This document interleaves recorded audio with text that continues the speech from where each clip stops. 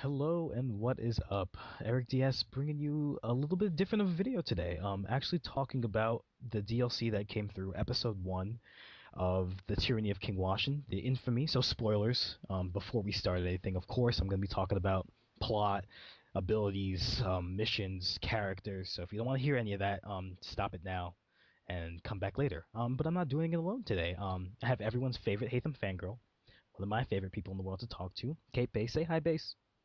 Hi, so So Base actually beat me to the DLC because she got an Xbox, which means she got it a day early. hell yeah. So I had to stay away, had to shun the non-believer for a little bit, and then I played it today. So we're seeing just to go over the major points and see what we like, what we don't like, speculation for the next part, what we hope to see as well. So Base, if you just want to go over first, kind of what the DLC deals with. What the DLC deals with, how do you describe it? It's an alternate universe in which Connor wakes up and his mom's there, and apparently she's pissed off Washington by trying to steal his staff of doom, essentially. And then Washington gets pissed off and goes on a rampage, tries to kill and burn everything down, and you have to try to stop him. I think it's basically a summary of what happens. Sure, the alternate universe part I was really skeptical about, and then I started playing it. It's really, really well done. Yeah. I mean, it's a bit odd because you're like, okay, let's play this, and then Zeo pops up, and you're like, that's not right. That's you're dead. Yeah, so that's exactly what Connor says too. So, um, Yeah, as it's true. confused as you are as a player, Connor is just as confused, For Connor. Oh my which is god. kind of cool in that dynamic because nobody knows what's going on. And the Yeah. people who do know what's going on assume that you do. They're like, "Oh, King Washington." You're like, "Oh, King Washington." They're like, "Yeah," and he's like, "He's And killing all Z- the people." and I just love Zeo. She's like, why do you not know what's going on? She's like, are you dumb? I was ready for another "Are you touched" in the headline. Oh, that would have It been would have been amazing. nice. Her best Yeah, but line. speaking of Zio, I think that we noticed that the voice actress might have been a little bit different. Yeah. Yeah. Um, What was that I don't about? know. So it doesn't sound like Zio from the single player. But you can definitely tell she's Connor's mom in the whininess. Oh, Get back to the village. she's just like, I'm going to completely ignore all logical reason and common sense. You're like, oh, I see where he gets it from. There we go. That's that. The DLC is all the first part at least is all based in the frontier. So Mm. it's going to be locations that you know, a lot different, familiar places. The first thing Base told me as soon as I was doing my Zio mission was that was the leap of faith with Zio and Hatham. Yeah, in Lexington, oh my feels. I didn't realize you do the leap of faith, and it wasn't until you go and hide in a hay bale with Zeo, and then I was like looking around with the camera, and I recognized the graveyard, and I was like, ah, my feels. It's the same leap of faith you do with them. So yeah, except everything's burning as well, so it's a bit more depressing than it is with Hatham, I And it's suppose. good. Another thing, you killing predominantly blue coats. So all the haters that didn't like that Mm. you were doing red coats for the majority of Assassin's Creed 3, just get the DLC and take out your vengeance on all the angry blue coats that are trying to take over the world. But yeah, she was talking about Staff of Doom. For somehow, George Washington has an Apple of Eden.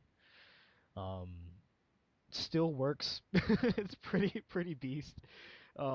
Hopefully I'll be able to upload some of the stuff underneath our talking, so you can see just how I got my ass kicked by the Apple Yeah, every time you get close to. But the staff is actually really cool. Um, it it looks is. really good.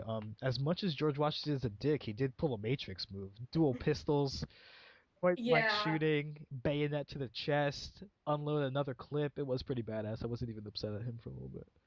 no, I know. I mean, as much as I hate Washington, and we all know I hate fucking Washington, but I mean, I had to admit, even I was like, okay, you're pretty badass in this with your staff of Eden.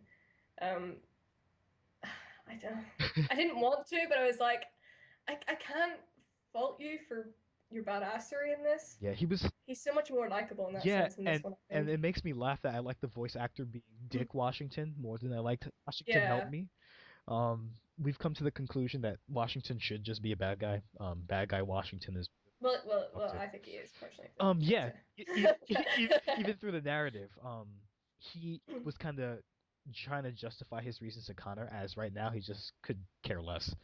He yeah. does not care. Anyone who gets in his way.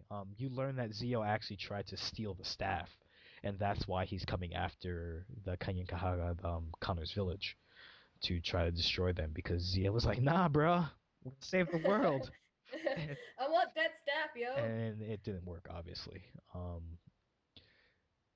Let's get into our likes and dislikes of the DLC, though, Base. If there was two or Okay, three things, what would you start with what you like? what did I like? Explosions. Explosions are always good. There were so many, and fire and stuff. I mean, as depressing as it was pretty hardcore. I mean, it wasn't exactly a boring DLC. I mean, you can't really say that. I like the whole wolves theme and Connor's outfit because I'm obsessed with wolves. So as soon as they were like, "Hey, he's got the power of the wolf," I was like, "Yes, this DLC is for me." What else did I like? Probably, I guess I liked seeing Connor. I guess from a non-assassin perspective, because obviously he never, in this reality, he never became an assassin. He's just very much part of his village. So I kind of like seeing sort of, I guess, what life would have been like if he'd stayed with the village in a way. Cool. I do agree that I like the action-packedness of this DLC. Mm. Even though there's stuff you can do in between, most of the time I was just moving objective to objective. Even though they had hungry people that I was supposed to feed, and I couldn't say no. I could not say no. You could not say So no. it was like, yeah, let's go to no. They're starving villagers. I must go. So I had to help those people, but it was the narrative was strong enough that it made me want to continue. Yeah, Sometimes in yeah. Assassin's Creed 3, I found that I had more fun doing the homestead stuff and all the side missions as opposed to the actual story mission. Mm. Yeah. The DLC gets rid of all that filler, obviously because it's downloadable content, but you just move to one point to one point to one point, and everything is relevant. Um, what I liked a lot was the new ability sets. Um, the power of the wolf. There's actually a section where you gain this ability by creating a tea from the leaves and the bark of a tree that is supposed to have this omnipotent power. Your mother warns you about Drugs. drugs. I get so high, I think I have wolf powers. Oh my god, Oh my natural. god. But your mom warns you, Zio warns you about the effects that this has on people. But stupid ass den mother, clan mother, what a bitch. Nobody likes her. Nobody likes her. Kind of after your Zio gets killed, actually in the first sequence, lol. Um, After Zia gets killed, you're resuscitated by two of your clansmen and the clan mother, and you're given this task to go get these new abilities. The actual memory where you get them is pretty cool too, with the wolves and hearing the elk and having that animus type Mm. experience. Fangirls for Shirtless Connor were happy too. Oh god, Um, they were everywhere, all over Tumblr. I was like, guys, please. so they were happy too, but then you end up getting this wolf cloak ability. The ability is really really cool. Allows you to sneak up on enemies extra ninja style. Keeps you cloaked until you go into high profile or you are spotted by guard dogs, which have super keen senses that they can see you. Mhm. And eventually you also get the wolf pack ability, where you can attack people with your wolf pack, with your spirit animals, if you will, which also helps a lot with the douchebaggy Jaegers that are a pain in the ass to kill. But I really like those powers. I also really like the serious setting. Um, as Mm. soon as you get into it, like there is a clear direction of where this is going and how serious the situation is and how George Washington is just taken over. Um, no love lost between the Native Americans and George Washington's. Oh Every other god. word out of his mouth is savages, and taking care of them.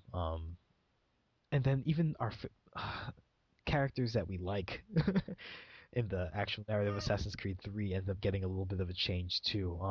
So Oh, it makes even me so yeah, sad. before we get into that, we'll actually move on to the next part, which is our dislikes of the DLC. Do Yeah. you just want to? What didn't you like about this? It might not even be like the actual game, but just like setting and character development, how things changed. What didn't you like, Base? Um, I'm sure if I played it again and looked at it objectively, there's probably a few things I could point out that I don't like. Mostly at the minute, I'm just going, God damn it, Ubisoft, you had one job and you killed Hate them off. Seriously. Ser- God damn, yeah, that's, I mean, everything else is just overshadowed by the fact that his is dead, and I'm like, nope.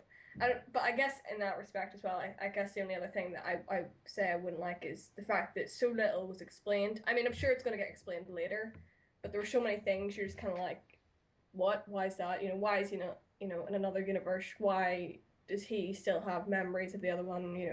What's with the hidden blade and all this? And it doesn't get explained. I'm sure it will, but I wish some of it at least had got explained Cool. in this one. That's kind of my major pet peeve. But knowing that it's a three-part DLC gives me hope. Yeah, yeah, But just you're thrown into the situation. You remember a lot of stuff that nobody else gets. The one part might need a little explanation. The last person that you kill in the last mission is a character that you only had missions for in the PS3 version of Assassin's Creed. So you're actually tasked to go kill Benedict Arnold in a fort. And his death speech, he explains that he had never met you. And you start explaining all of the different things. So if you've never played those missions, Benedict Arnold was a commander at West Point and was actually giving away critical information to the British over the course of the revolution and was caught. In the game, obviously, it says Connor helped, but he was caught by other soldiers and given away the information. And when you tell him you're getting revenge for what he did at West Point, he's confused and like, I've never been stationed there. Who are you? I don't know you. I was not in my right mind, explaining that the Apple of Eden's powers are still prevalent in mind control of humans. But other than the lack of explanation, the only other thing I didn't like might have been just the 5 months later time span skip. Assassin's Creed does this. that was a bit Assassin's a bit Yeah, random. Assassin's Creed does this to me all the time. George Washington just went fucking pro, shot me in the chest 3 times, laid me out, took care of my village. 5 months later, and, Yeah, and I'm alive in a cave, and nobody explains. They're just like, "Your mom's dead," and you're like, "Yeah, I know." yeah, I saw it coming. It's Yeah, it's okay. okay. It's cool.